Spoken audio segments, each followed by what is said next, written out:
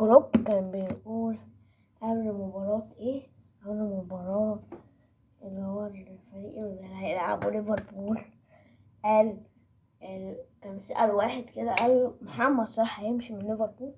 قبل ما يكمل الكلمة قال له لا، مفيش حد هيمشي من ليفربول، محدش هيمشي من ليفربول.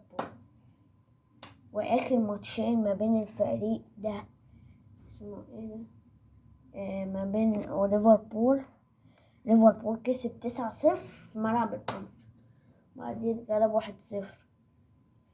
ويعني ان شاء الله ليفربول يكسب النهارده. هيبقى الماتش الساعة 5 هيبقى الماتش الساعة 5، وده في ماتش بقى في الدوري الإنجليزي. وإن شاء الله ليفربول يكسب، صلاح يسجل بقى عشان يعوض بقى ويسجل بهوبا. يلا يلا. وكمان اللي هيلعبوا النهارده مانشستر سيتي مع نيوكاسل، اللي هو في الجولة أحسن ماتش في الجولة النهارده الساعة 10. ومعارك حفيظ وأبو تريكة مش عارف هو مش بيبقى موجود ولا ايه.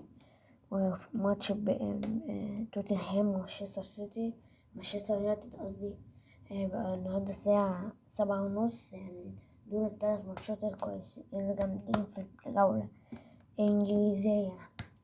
وإن شاء الله ليفربول يكسب. والتشكيل: أليسون، أرنولد، بيرسون، فان دايك، إبراهيم كوناتي، كودي غابكو، ماك أليستر، وسوبوسراي. والهجوم لويس دياز ومحمد صلاح. احنا عرفنا التشكيل بتاع المرة اللي فاتت. محمد صلاح وممكن ممكن بدل المدرب اسمه ايه نحط مين، نونيز بدل برتغالي. ده هو ده التشكيل يا برنس. وان شاء الله ليفربول يسجل، ليفربول يكسب وصلاح يسجل.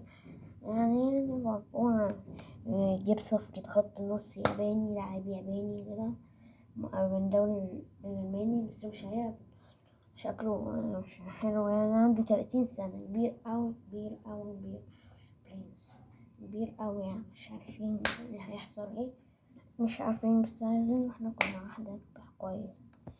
يعني ان شاء الله ليفربول يكسب وصلاح يسجل. والنصر السعودي هقول كده سريع، النصر السعودي خسر تاني مباراة متعاون 2-0 يعني. وكمان باير كسب أول مباراة 4-0، وهاري كين جاب جون وعمل اسيست. أول بقى صفقة كان جاي من توتنهام، بقى راح ألعب أول ماتش، راح سجل بقى هوبا يلا هوبا. إن شاء الله ليفربول يكسب وصلاح يسجل. جروب يعني بيقول مش همشي أي لاعب من فريق تاني يا برنس. وبس كده. وهقول خبر على السريع: عبد المنعم ممكن يمشي من الأهلي يا برنس.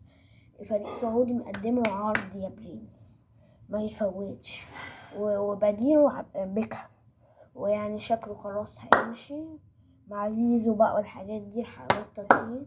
يلا بس كده، سلام. وان شاء الله ليفربول يكسب صح يسجل يا رب بقى، عشان ايه الماتش الاول تعادلنا. يا رب نكسب وسلام يا برنس.